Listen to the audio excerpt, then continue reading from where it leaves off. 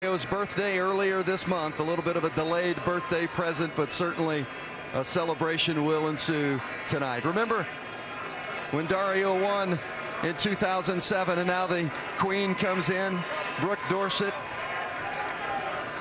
Franklin Weaver from Bennington, Indiana, and the American Dairy Association will come in with the milk momentarily. Dario's father with an emotional hug of his son in victory lane. Remember when Dario won in 2007, it was a rain-shortened race. No shortening to this one today. It went the distance, and Dario will drink the milk and celebrate here in victory lane, his second Indianapolis 500 victory.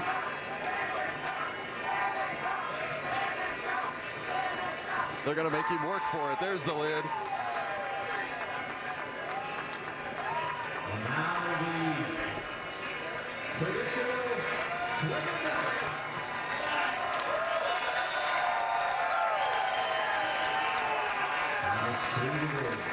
How sweet the milk tastes when you are the winner at the Indianapolis Motor Speedway. And a little clink of the glasses for Dario and Chip. Congratulations. How good did that milk taste, my friend? I was just asking Chip how good it felt to win Daytona and Indianapolis in the same year. He's hugging all the trophies here. I was just thinking this tastes just as good second time. That was, up until 10 laps to go, it was pretty relaxed, and then all hell broke loose with fuel saving and stuff. And the number 10 target car was the dominant car today. I'm going to thank all these guys and this team, and thank you to the fans for coming out to the Speedway today, and it feels great. Now your voice, the tempo of your voice was really ramped up over those last 10 seconds in your radio communication. How frightened were you that you weren't going to have enough fuel to make it to the end?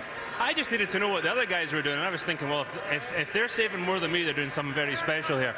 I just needed to know the gap behind, and there was a bit of confusion, and I wasn't getting that gap, and so I had to kind of tell them what I needed. So, man, this means so much. This is, you know, to come back after going away for a year, win the championship, and now win the Indy 500. Thank you to everybody at Team Target, and I'm sitting down there speechless right now. Dario Franchitti, he has won the Indianapolis 500 for the second time. And the wreath around his neck, you remember when that started? It was 50 years ago with Jim Rathman when he won in 1960. There are 33 orchids and 33 miniature checkered flags. And here it was just a few moments ago as Dario Franchitti finishes winning his second Indianapolis 500 here, and the crew just celebrating and saying, we did it, we dominated, and we did it. And wife Ashley sprinting to give her husband a victory kiss.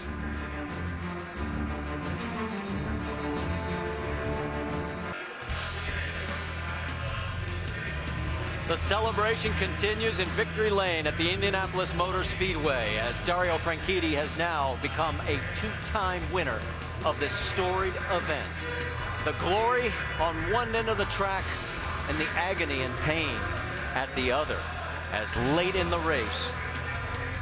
Here's the glory part at the far end of the racetrack between turns 3 and 4 is the agony for Mike Conway as he touches wheels with Ryan Hunter-Reay, and oh, what a scary crash. And what a lucky driver that the cars are so safe. Take a look from on board with Danica Patrick as she ends up getting by it. And she would end up in 5th place today. And Jamie, that's another top 5 for her. It sure is another top 5 for Danica at the Indy 500. You told me how frustrating it's been that you have been on the bottom part of that pylon. This is the highest you have been, Danica. Take us through your roller coaster day. It is. Thank you. Congrats to Dario. Good to see him in victory lane. He's such a knew that the strength of the team was going to be great. The GoDaddy car got up front. Every other car got up front. I had faith in that. You know, what can I say? The pit stops were great. They were. I mean, if I kept telling the guys on the radio, if I got as many guys on the track as you got me in the pits, we'd be looking really good. But it was a little tough to pass. It was a little tough to pass. But, you know, it was between the pit stops and the strategy, this is why we're in the top 5. New strategist, of course, Ziggy on board with you. But Danica, we just watched the onboard from your car, Mike Conway in the fence. What was that like? Oh man, I mean, I don't look.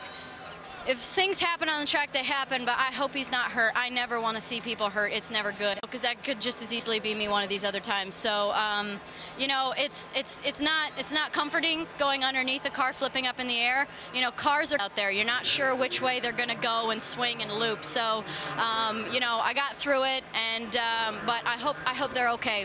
It's never good when people are upside down and doing cartwheels. So, well, Mike Conway is okay. He's just complaining of foot pain as of now. But Danica, you've been faced with some adversity this month. You've gotten some boos from the fans, and I hear a bunch of people here cheering. Danica, what has that been all about? Oh, it's been an exciting month. You know, I've been booed for, you know, largely for the first time. I've been booed before. Don't get me wrong, but yeah, you know, I didn't say the right thing after qualifying, and you know, I reassured all my guys that it wasn't them I was talking about. It was just. You know, it's hard when you're on those things to, for those who don't know the situation, things like that sound wrong. So I apologize. And, you know, at the end of the day, the race is what matters, and got a top 5. And Jamie, I'm a little relieved. I am a little relieved. And all is forgiven on the team side, we might add. Thank you, Danica. Fantastic job. Let's go over to Rick. Standing by with Dan Weldon, who finished second, and I'm looking at a wily veteran here. You were on the same fill strategy, basically, as Dario Franchitti, but you had more fuel at the end. How? Well, you know, first and foremost, I got to thank, you know, the National Guard for giving me the honor of driving their race car. It's truly a pleasure, especially on Memorial Day weekend. I think, you know, hopefully that put a smile on all the soldiers' faces out there that are out in Iraq and Afghanistan and, you know, across the globe, because it's truly very touching to drive their car. And, you know, they've been a great supporter of me and everybody at Panther Racing. But I was on the same strategy as Dario, but I'm going to...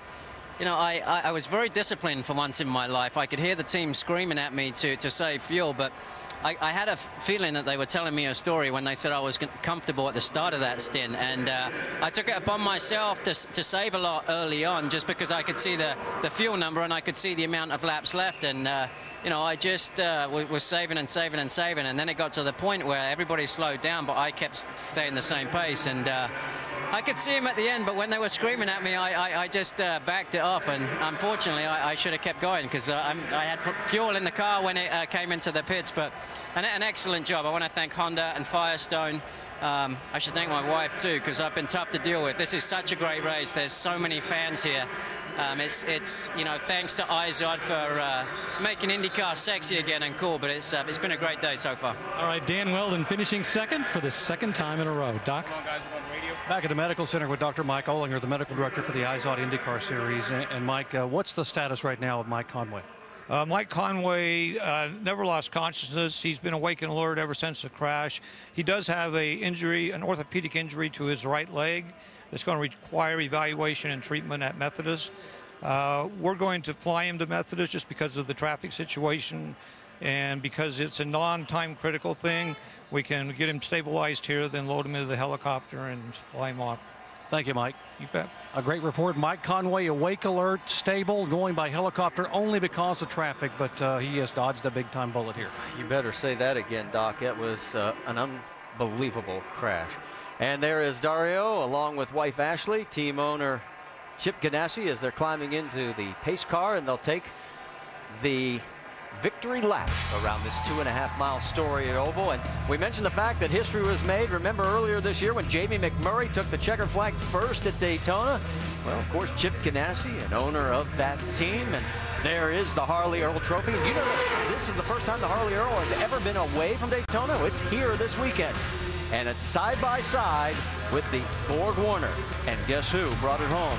Dario Franchitti for his owner, Chip Ganassi.